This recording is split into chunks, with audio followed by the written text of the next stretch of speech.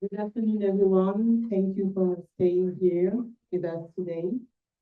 My name is Michelle Martineau. I'm a doctoral student at the University of Montreal, and I have the pleasure to be with Tempest Henning from Fisk University. The title of the presentation today, With Knowing Arbitrary and Knowledge Attribution.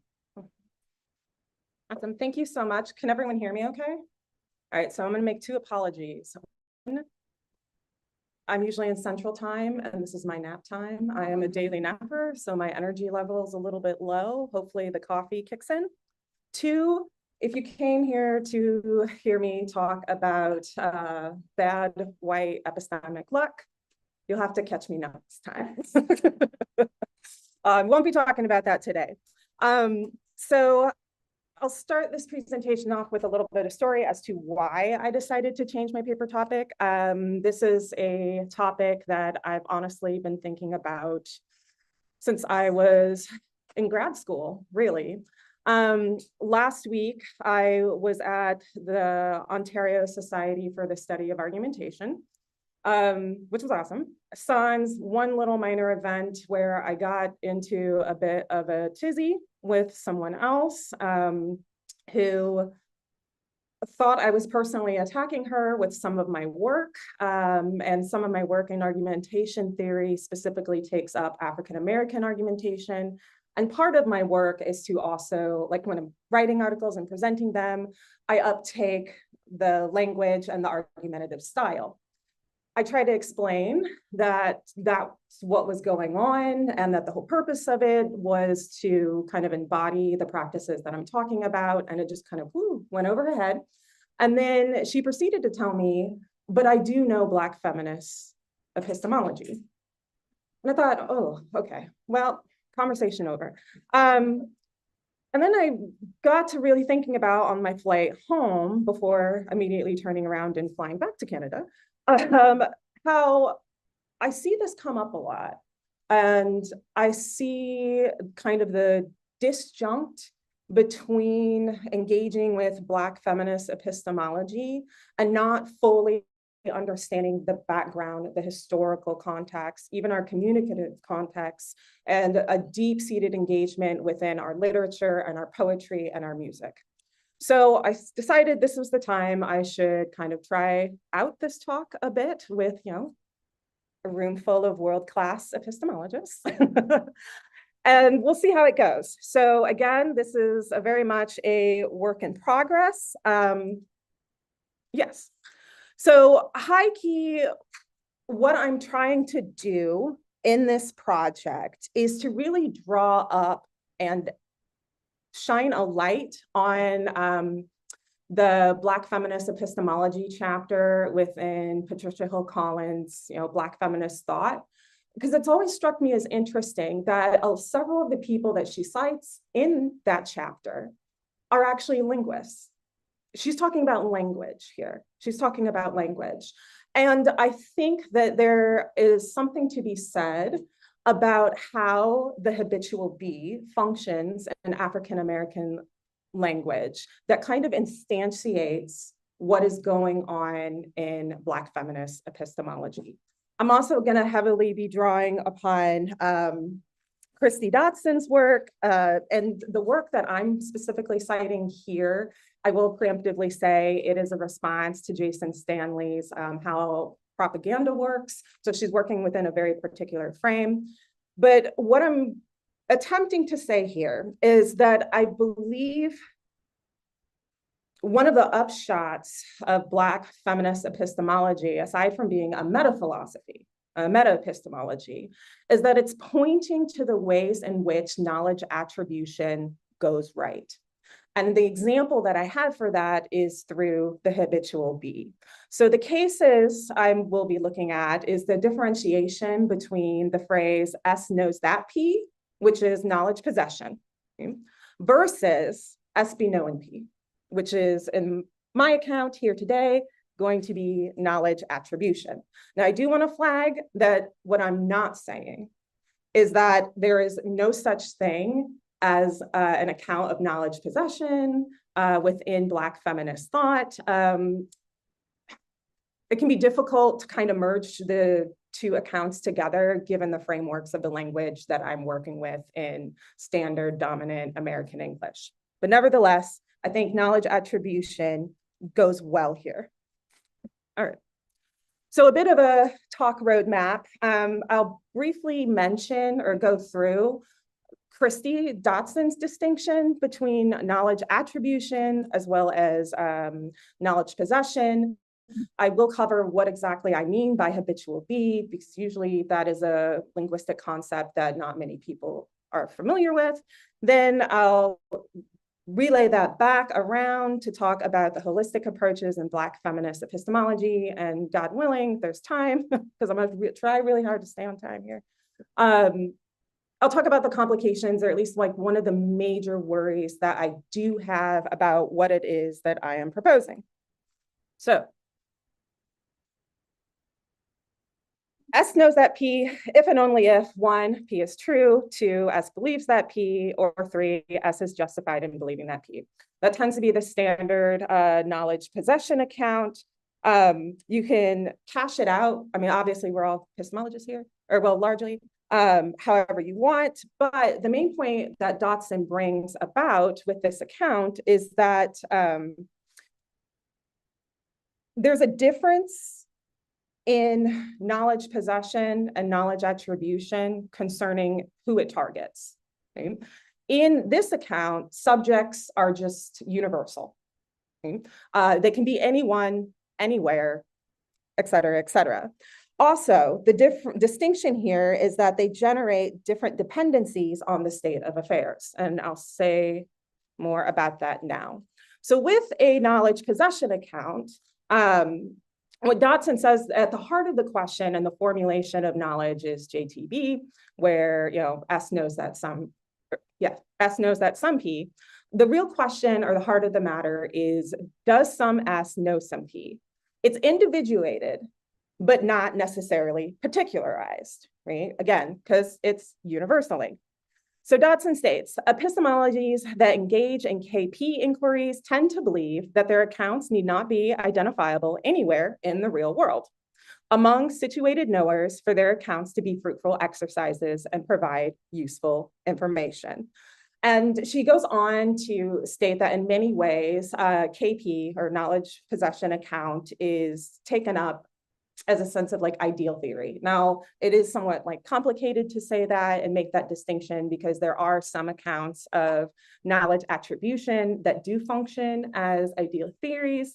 And there are many people in this room who have beautifully criticized these KA accounts. But again, I do think that Black feminist epistemology is one account where it does this well. So, again, I said I'll move quickly through that part because we tend to all know that. What is the habitual be, though?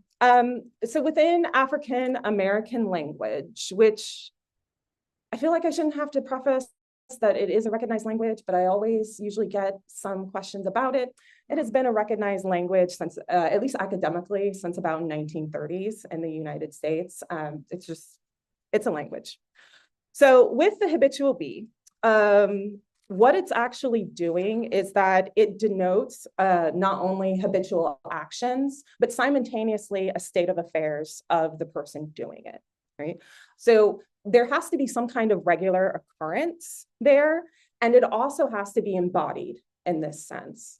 So I do want to flag, because there have been a few conversations talking about time.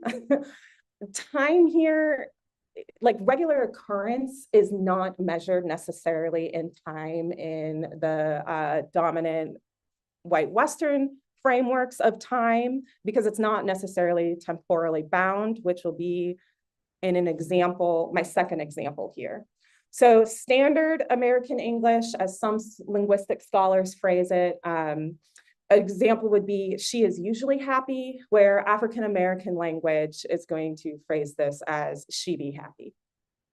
But again, it's kind of this Davidsonian problem, because it doesn't quite exactly like map and track, because it's not just usually, it's an existential sense of being here, right? So again, standard American English example is she is passing by, whereas in AAL, it would be she be passing by. However, and I think this is showing that it's not temporally bound, it would be incorrect to say that she be passing by right now, right? So if we were trying to translate that into standard American English, it would look something like, you know, she usually passes by right now, but that entire concept is going to be incorrect under the metaphysics of African American language. Okay. June Jordan, who is heavily cited in Black feminist thought by Patricia Hill Collins, and June Jordan is a linguist.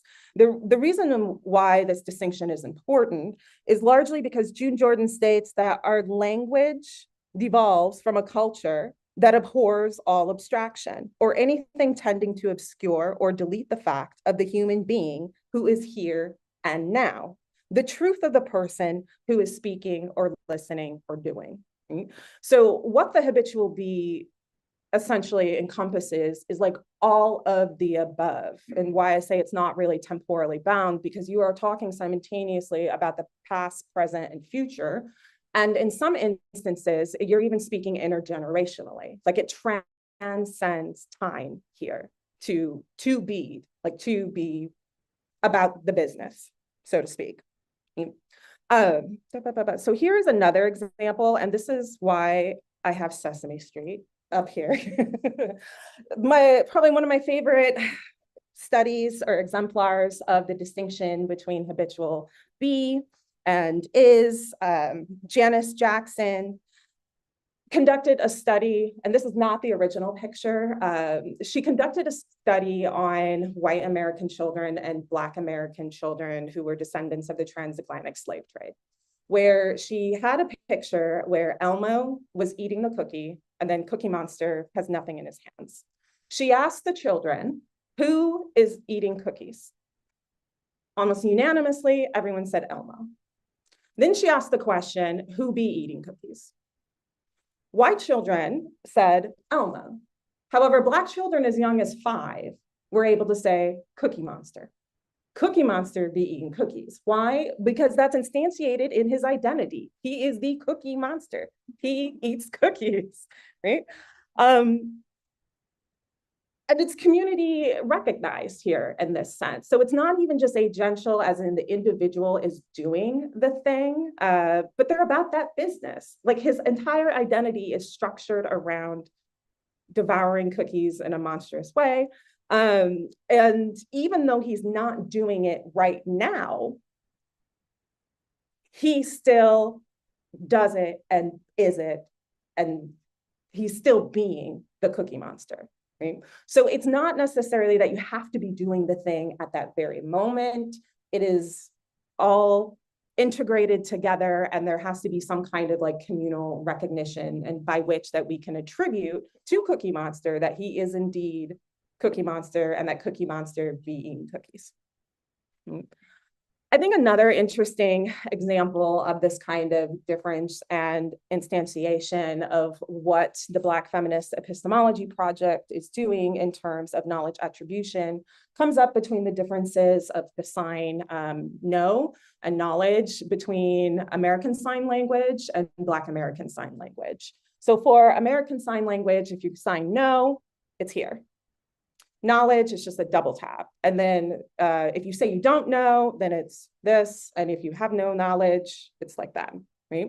So notice how it's located on the head frame. Whereas in Black American Sign Language, to know is here. It's an action. It invokes a dialogue, which Bell Hooks talks about and emphasizes in terms of Black feminist epistemic projects, is that we do not know in a solitary fashion. Like we know together, we know communally, we know by demonstrating it, like it's a being and a modality of doing here. So with the BSL sign, I think this shows knowledge attribution because it requires a multiplicity. So it's a dialogue, not just between the speaker and a hearer. There also is a heavy emphasis within African-American language and African-American argumentation on audiences as well. So you don't even have to be active in the conversation. It's who all can hear. Like, why are you saying something in this particular moment where everyone who's in the room can hear you? And then moreover, like, what are your motivations for saying it? So again, it is a speaking and a doing that where knowledge cannot be done alone or in a vacuum here, right? So to directly quote Bell Hooks, she says, "It is a humanizing speech act, one that challenges and resists domination." So speaking more on challenging and resisting domination, I'll turn to, I think, the exemplary holistic aspects in Black feminist epistemology. So for a KA account, a knowledge attribution account, both Dodson and Bell Hooks, Patricia Hill Collins emphasize that knowledge here, at least the KA account, it's individuated, yes, but it's also particularized, and it's also must be communal. Like, we must, as a community, recognize that we would ascribe said knowledge to that particular person. And the emphasis is there in Patricia Hill Collins' work, because she heavily talks about individual experiences, but simultaneously being in communication and dialogue with other Black women. And not just in terms of speech acts, but in dialogue with Black women texts, with Black women's art, in the beauty shop. Like, it's this assessment of knowledge capabilities where you go to your community and you suss out and you work out the ideas that you're having. So again, I don't want to say that knowledge attribution, there aren't cases that can go awry, because definitely there are. But I think that this modality and the emphasis on relationality and the emphasis on embodiment in conjunction with action. So it's not just standpoint, merely I'm just in this standpoint, it's I'm doing the standpoint, right? So here, Dodson says in KA, so knowledge attribution, powers of discrimination between whether one knows or can know, or does not know or cannot know, are precisely the point, right? I mean, it's precisely the point for Black feminist epistemology to assess, are you truly about the business? Are you actually doing the work? It's not merely enough to just know the literature, but how are you embodying it? How are you practicing it? How are you engaging it in a communal aspect, right? And for this, both Dodson, Smitherman, who is a linguist, and Collins talk about the necessity of motherwit here, right? And so what motherwit is pointing to is that it's not just knowledge in the sense of, we have a phrase in AAL, talking like a man with a paper in his hand. Usually that's a diploma, right? So it's not just knowledge in an institutional sense. It's knowledge that's coupled with lived experience, that's coupled with wisdom, that's coupled with being able to go out in your community and being recognized as a knower. So with that, you also have to a certain extent, be heavily into just cultural practices, right? So knowing certain phrase, I think, our last speaker was talking about the TNT, right? So that would be an example. If someone, if I was in a conversation with someone about racial metaphysics and biracial people, and they might have said, or might offhandedly dismiss me as, all right, Aubrey, that would hurt me, right? But in order to understand why that might hurt me, you would have to understand the beef between like Kendrick Lamar and Drake, okay? So there's a lot of indirectness that goes into the communication practices within Black feminist epistemology. Okay? So we be knowing, right? Again, this habitual be in she be knowing. I think showcases this aspect of knowledge attribution. According to Smitherman, the function of a habitual be, again, incorporates past, present, and future simultaneously, conveying the meaning that whatever she is doing, it is characteristic of her. Right? So it's not just that she is doing it, but she is recognized by fellow community members as doing the thing. And being is not, I know it sounds weird, but being is not passive. So another example of non-passivity is that we tend not to have passive voice actually in African-American language. Like, it's all active voice. Now, that doesn't mean, again, that it's not indirect, because there's a lot of ways you can say things in an indirect manner, but that's still active. So an example of the distinction between direct language and indirect language would be The Ballad of the Bullet, speech by Malcolm X. And that speech, not once does he directly mention Dr. Reverend King, but he mentions Dr. Reverend King, right? By talking about how his is not a sit-down philosophy, like Malcolm X does not have a sit-down philosophy, talking about, you can't sing up on some freedom, but you can swing up on some freedom. An invocation of I Have a Dream speech, where Malcolm X says, all I know is the American nightmare, right? So he's talking indirectly, but it's, again, not passive here, not passive at all. Let's see. Okay, so that's something. So now I want to move to a bit of the complications, or at least the worries or the stakes that I have in this, right? One worry that I have, which is a major worry, is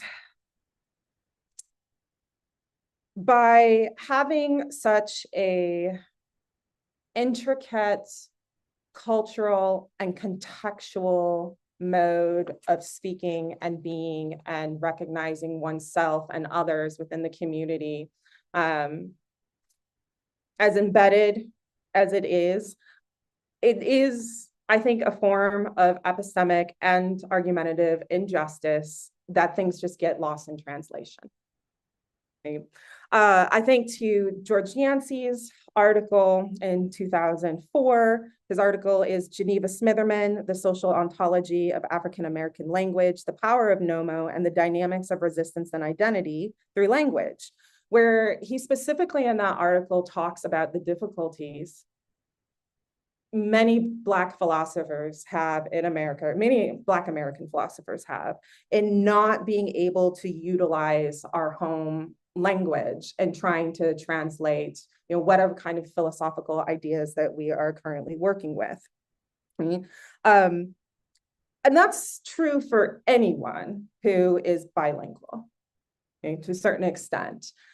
And also, when we're talking about critical race theory, marginalization of epistemic injustice, and then having calls for certain marginalized folks to come to the center, it's also a problem of I can't communicate what exactly is happening because the dominant frameworks who could possibly do something about it aren't going to be understanding of what I'm saying. Okay?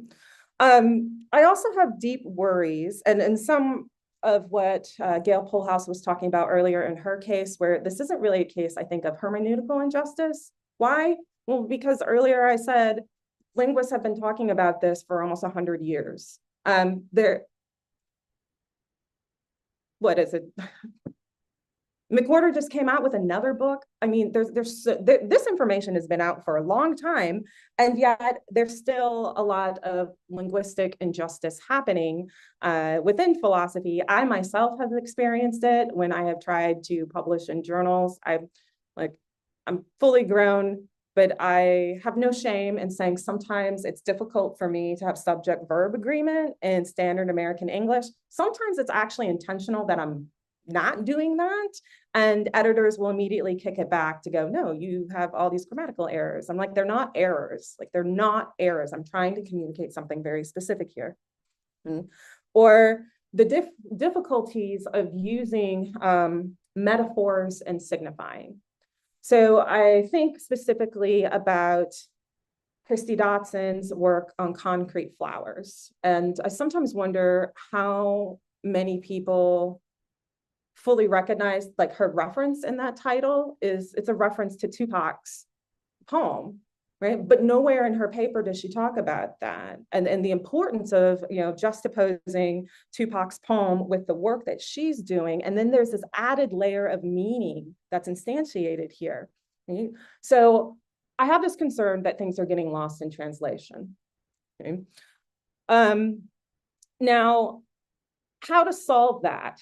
That's where my bigger worries come into play, right? Because on one hand, WUS literature has been out for quite some time.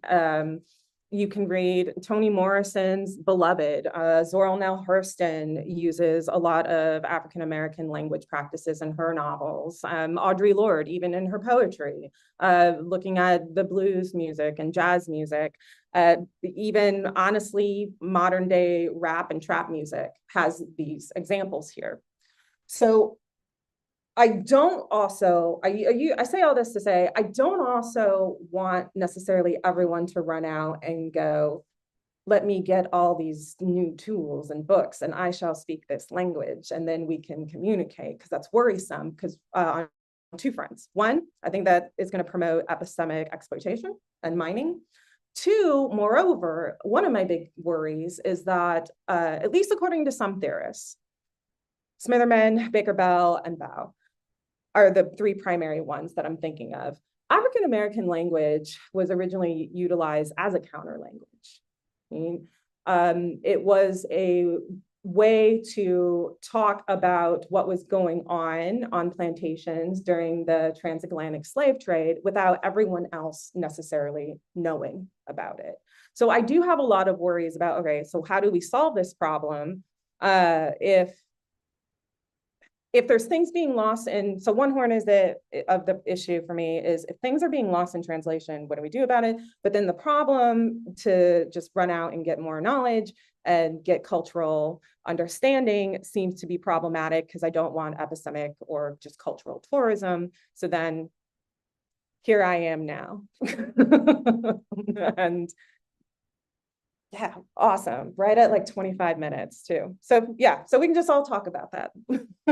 Thank you.